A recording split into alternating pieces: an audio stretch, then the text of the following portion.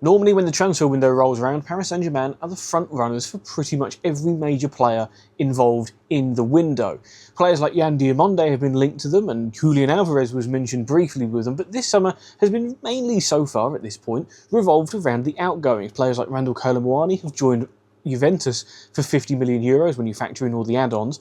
Barcola Ramos has also gone to Serie A with Milan for €70 million, which is incredible business from the Parisians. Kang-in Lee has departed the club, and there's a whole lot of rumours going around, specifically here in the Premier League, about the future of Bradley Barcola. First he was linked to Liverpool, then he was linked to Arsenal. The news then came out that he didn't intend at this moment in time to re-sign his deal with Paris Saint-Germain, so they've been shopping him around, and Liverpool seem to be the front runners, although there is a difference in price for the player. Paris Saint-Germain are looking for upwards of €120 million. Liverpool aren't. They don't value him at that level, but nonetheless, it's a selling window at this point in time for PSG. That, based off of reports, is about to change. And actually, I think that whilst the profile of the players may not be exactly similar, I think they're actually about to get a lot better, because they are buying players that A, want to play for the club, 2, understand the role they're about to play, and are just extremely talented. And there are 2 players they are bringing in the forward lines that really I can't wait to see, provided they get both deals done, of course.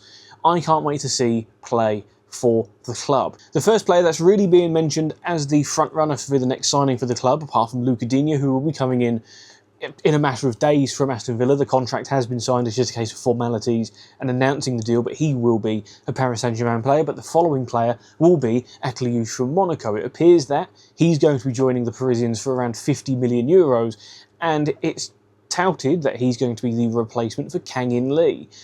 I think this is a fantastic move for Paris Saint-Germain. I think it's a fantastic move for the player because, 1, Akliouche is a better player than Kang-in Lee. 2, French.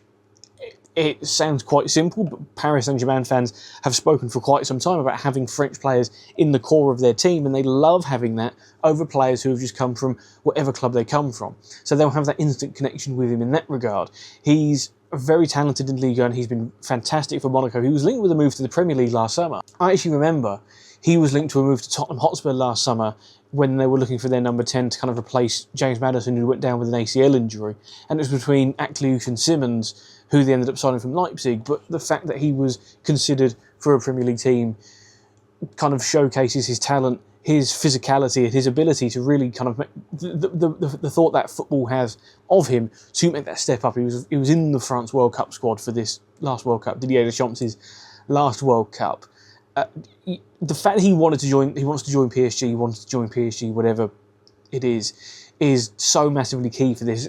It's one of the key things about this project that PSG have been going through in the past couple of years, where it's a move away from players that don't really want to sign for you, that don't really want to join you for the footballing reasons or the glory of playing for the club. It's easy games, it's Champions League games, it's big money, it's that kind of thing. They've moved away from that model of player. They've moved to a player, ironically, like Akliouche is probably the guy that you would have as a prototypical version of this. Buying within Liga is something that I've championed the club to do for a long time. I think it was probably when Patrick Kluivert was in charge of the transfers, where it's like, stop going to Spain, stop going to Italy, buy players from within your league, because they understand what it means to play for the club, and they want to play for the club. They see them week in, week out winning, and they see them challenging with them, and they want to be a part of that. They want to make the step up to Champions League, and you've seen that with Barcola, you've seen that with Doué, you've seen it with players that come through Ligue 1 clubs that do end up playing for Paris Saint-Germain. They have a better thought of it. They have a better idea of precisely what it means to play for the club, and Akliouche is exactly like that. He's a player that's comfortable on the ball. You watch the clips of him, he's got a hell of a strike on him as well. You see the goals he scores, and he wellies it. He absolutely puts his foot through it, and he's going to be a welcome addition to this team. I think one of the things that is clear about the squad building of this team, and why I think it's so unique for strictly Paris Saint-Germain, is you look at the other clubs in world football, and we'll take the other contenders for the Champions League, and we'll go with Arsenal, PSG, Bayern Munich and Real Madrid. Of those 4 teams, I know Real Madrid weren't in the semi-final of the Champions League last year, it was Atletico Madrid, but they're like a perennial challenger, they're always in there or thereabouts with it. They've got a manager that's won it. They've got players that have won it in their team. They won it not too long ago, of course, against Dortmund at Wembley. They have squads that are built for every competition. And what I mean is, Arsenal, Real Madrid, Bayern Munich have they have their starters, and then they have their backups. And it's very clear that those players are secondary players. The Arsenal team, when everybody's fit, kind of writes itself. What they are trying to do, specifically with the signings of Bruno Guimaraes and maybe whoever the left winger is, will go with Vinny Jr., is they want to create a system where anybody can jump in at any time and the drop-off isn't too much.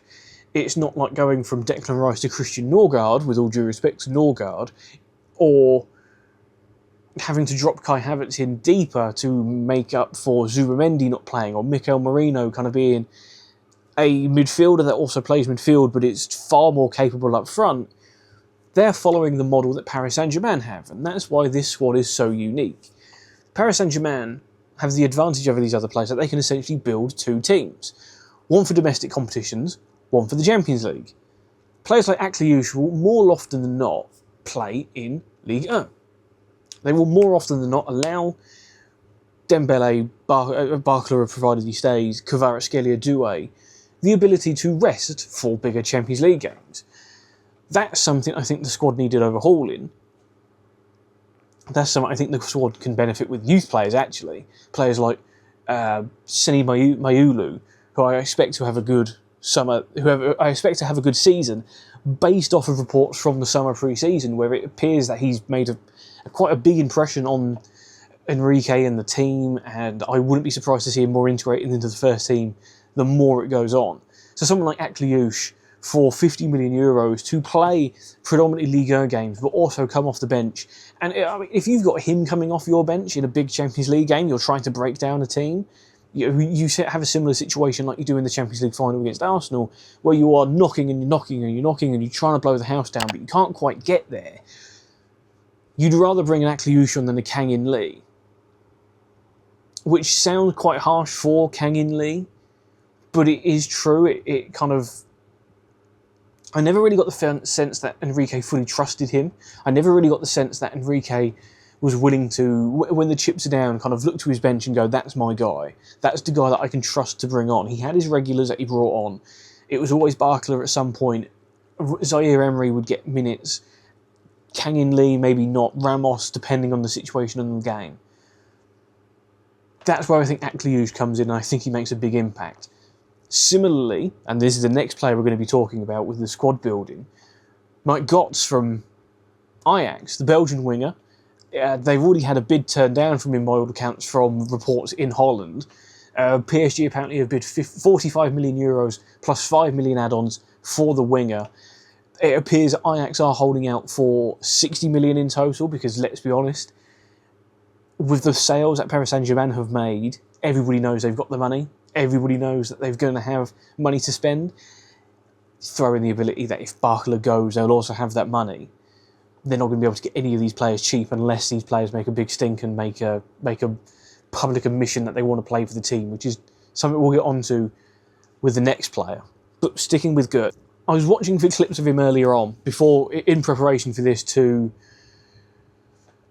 really kind of get where Paris Saint-Germain were coming from. Signing a young winger from the Eredivisie isn't always something that works out massively well. But I wanted to watch exactly like the highlight plays of him and to see more in depth what he's like. And I came away from it just going, the guy is Kvaratskhelia in a slighter, smaller body. And what I mean is, you watch the way he dribbles, and the ball never leaves his feet. It's permanently stuck to his feet. Just the body shape and the movement and how he beats a man and how his body feints can send one player one way and him the other. It's so eerily similar to Kvaratskhelia that I think they're kind of looking at it and going, you've obviously got Kvaratskhelia right in your team. Why not try to why not try to replicate him with another player who is very talented, has a lot of room to improve. By all accounts, he's spoken to Luis Campos, he's spoken to Luis Enrique. Both are keen on the move, he's keen on the move, and I've read reports that apparently he's agreed a 5-year deal with the club, so the personal terms won't be an issue. It's just a negotiation between the two teams that might be dependent on players going, it might be dependent on other deals happening, and what, you know, when Akliouche and Digne come in, maybe that's the first domino for Paris Saint-Germain to go, right, we're going in, we're making our signings, we're doing what we need to do. I'm really looking forward to seeing if this guy, A, signs for the team, B, if he does sign for the team, how talented he can be under the tutelage of Enrique, in the fluidity of this Paris Saint-Germain attack, because he looks like the type of guy that would fit into this team seamlessly, and the more he plays and the more minutes he has, the more comfortable he gets playing the system. You could put him on one wing and he'd be fine. You could put him on the other wing and he'd be fine in a different way. I just think he's very exciting to watch. And at first, when I saw the price tag for the reports, and you're thinking £60 million wanted for a fella, from a 21-year-old from the Eredivisie, who, you know, by all reports, is a very good player, but not 60 million level. And then you watch him and just go, I'm converted. I'm fully a part of the fan club now. Maybe it has to do with the fact that I think Kvaratskhelia might be my favourite player to watch right now, and if you can buy a player that is similar in style to him, I'm immediately won over. It doesn't take much to win me over if you're playing like Kvaratskhelia. But those two will be additions you'd expect to the Paris Saint-Germain attack, along with Ferran Torres, who, as I mentioned earlier, has made public admission saying that, you know, you never know what might happen in the future. It's very flattering to be linked with Paris Saint-Germain as a top player. Having just come off the back of winning the World Cup with Spain and coming off the bench to score the winning goal in that World Cup final, it was kind of a little glimpse into what he's going to be like if he does sign for Paris Saint-Germain. I think the fee reported for him, because Barcelona are just keen to get rid of him, is around 40 million euros. I'm not the biggest fan of Ferran Torres. I thought it was fine at Manchester City, and I think he's a fine player in general at Barcelona in Spain. But I can't help looking at him and just going, and this stems back to like World Cups when Enrique was in charge of Spain and he was one of the strikers alongside Morata. I just can't help look at him and just think he's a bit too wasteful for my liking. I just think, yes, they do create a lot of chances, and yes, he won't be starting the biggest games, because you'll have, more often than not, Doué, Dembele, Kvaratskhelia as your front three when it really matters down the stretch. But, I don't know, it just strikes me as an unusual signing given the profile of the player. He's not the most clinical player. If you want a player that is coming off the bench to win you games and to score vital goals, Ferran Torres isn't top of my list for that. You know, he's not the kind of guy, when the chips are down, we spoke about players like Akliouche earlier, when the chips are down and you're looking at your bench to break down, you're knocking on the door repeatedly to knock down a sturdy defence. I don't look at Ferran Torres, despite what he did in the World Cup final, I don't look at Ferran Torres and think, that's my guy. Now, Luis Enrique might do, and if he does, that's all really that matters. I just look at it and think Goncalo Ramos was a player that you could bring off the bench and you knew what you were getting, and you're reliant on him to just get into the positions, give him the chances, and he probably will score them. He's a clinical player when you give him 15 minutes to do it, but if you play him for the full 90 minutes, maybe not. I do get a vibe of that from Ferran Torres, just without the clinicalness, and just without the... I don't know, I'm just not as confident with him leading a line as I would be with someone else. But then again, the market is weird, and if Luis Enrique has specifically said he trusts a player, he wants a player, and that player wants to play for your team and wants to play for you, sometimes it is just worth making that deal. The other incoming for the club will be Zion Suzuki from Parma. The negotiations between the team are there. It just apparently depends on the departure of Lucas Chevalier, who's linked with Juventus, who are looking for a new goalkeeper. They had looked at Emi Martinez earlier in the summer. They had looked at Guillermo Vicario from Tottenham, and now they're looking at Chevalier from Paris Saint-Germain. The backup goalkeeper spot is just one, I think, if you can play out from the back and you can make better, and you're just a better goalkeeper than Chevalier is, you're immediately an upgrade. Chevalier was a good goalkeeper with his feet. I think it was underestimated just how overawed he might be by the prospect of replacing Donnarumma, and the contrast between like the super tall Donnarumma and the not super tall Chevalier. I remember in the UEFA Super Cup around this time last year, actually, against Tottenham, he just didn't look comfortable. He didn't look comfortable dealing with crosses, dealing with shots, and just all round looked weak. And Safanov came in and just provided a bit of stability. A goalkeeper that I actually rate. I think a lot of people discredit Safanov mainly because he doesn't look like a top-level goalkeeper. I think Chevalier, it was an experiment that didn't work, and Suzuki's a goalkeeper that whenever I've seen him has been solid, he's been fine. Could he be a starting goalkeeper at another European club? Yes, of course he could. I think he's that actually, ironically, Juventus could probably go for him and it wouldn't be that much of an issue. But clearly for some people, being a backup at Paris Saint-Germain and going deep into the Champions League is quite a tantalising prospect. So what does all of this incomings mean for the departures?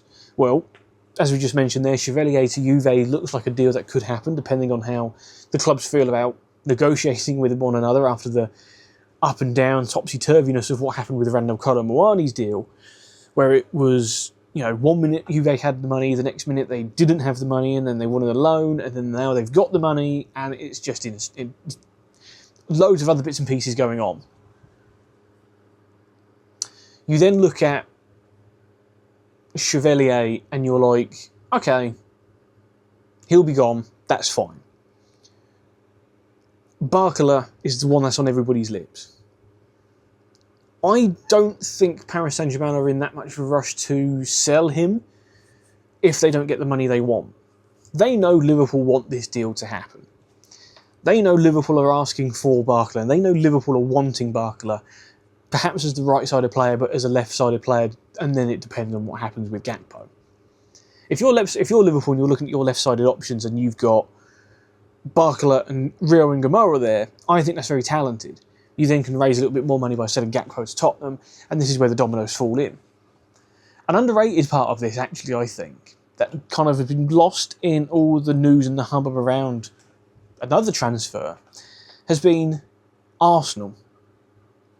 I did a video not too long ago about when Bradley Barcola was first linked with Arsenal, and the fee was around 100 million euros. And I said there between 60 and 80 million euros is my limit for someone like Barcola, who could be world-class, who has world-class talent, but doesn't have the consistency to go along with the talent he has. Everyone's been taken away by the news of Vinny Jr. perhaps going to Arsenal, and I get it. It's a tantalising move. It's a move that there's sparked debate about whether it would be the biggest in Premier League history. But let's just say for a minute, hypothetically, Vinny Jr. is using Arsenal as leverage for a new contract at Real Madrid. Vinny signs a new deal with Real Madrid. All is hunky-dory in the world of the Santiago Bernabeu. Arsenal still need a left winger. Arsenal apparently are willing to match terms or agree terms with Vinny Jr., which indicates to me they have the money to spend big on a star player. If Liverpool don't have the money, and if Liverpool decide that actually their defensive situation, where they have practically, currently at the time of recording, one fit defender in a mid-30s Virgil van Dijk, who is about as close to as a sure thing as a defender as you can get, but he cannot play on his own again, especially when he's got Kirkes on his left, Frimpong and Bradley on the right. They need a solid defender with them. Jeremy Jacquet is a very good player that they signed from Rennes, but he's not fully fit. You can't rely on him to come into the team immediately and hit the ground running. I understand that Liverpool don't want to spend loads of money on a defender that, when everybody's fit, probably doesn't play, but if you're spending 60 million on a defender, they're probably going to play. Someone like Bastoni actually wouldn't be awful for them, but that's a different video. If Liverpool decide that the defensive situation is more pressing of an issue than Barcola, then that opens the door for Arsenal to come in, who then have money to spend that they would have spent on Vinny Jr. They still need that left winger. They still need all of that. I'm not counting them out of this race. All the news about Barcola is about Liverpool. Liverpool want him, Liverpool are going to do this, Liverpool are playing a waiting game.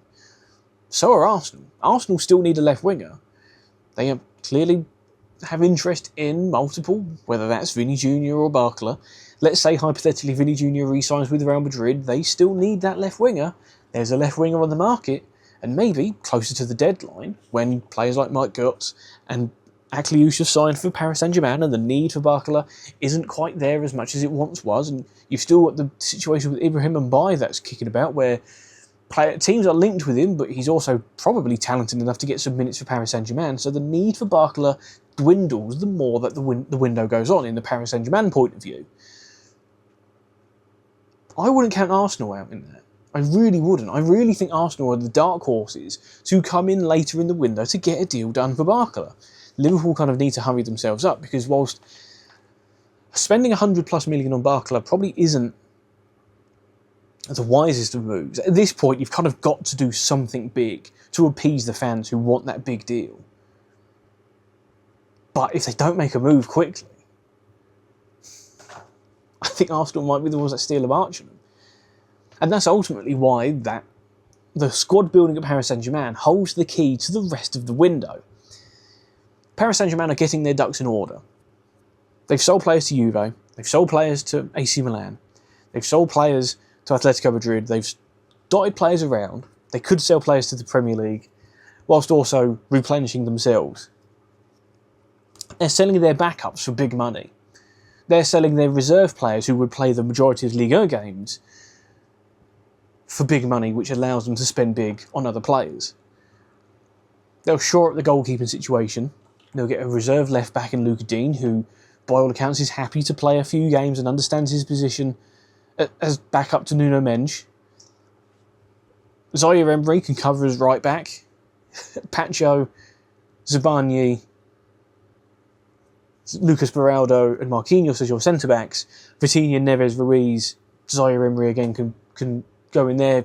Actually, you can play as a midfielder in that situation where you can bomb on a little bit more forward, and then you've got that fluidity of the front line, which kind of writes itself. They've got a hell of a team, but it also holds the key to the rest of the window. Because if they sign Akliouche and Götze for reportedly 110 million combined, they've got the money to do that based off the sales they've made. Maybe they don't need to sell Barcola. Maybe they know that Liverpool won't pay the money, so they're waiting for someone to pay the money. Maybe when they get that money, they might actually go and make a big deal of themselves.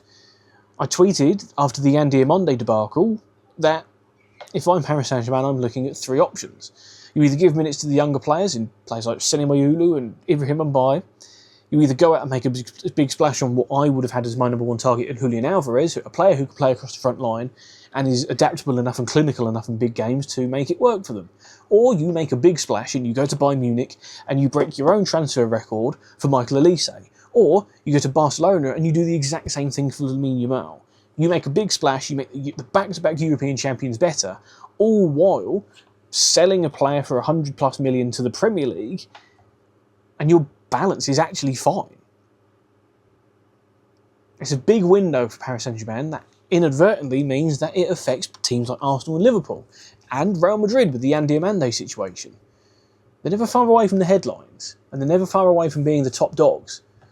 But it feels like Paris Saint-Germain getting their act together in the past couple of years has been a game changer for European football in general. I've rattled on for about 25 minutes now about Paris Saint-Germain, their squad building, and then what it could mean for the rest of Europe. If you've got any comments on the video, remember to comment on the video, like the video, subscribe to the channel. Thank you for watching. Remember, there's more to come on this channel throughout the European seasons. Check out the social media channels in the description. Thank you for watching. I'll see you next time.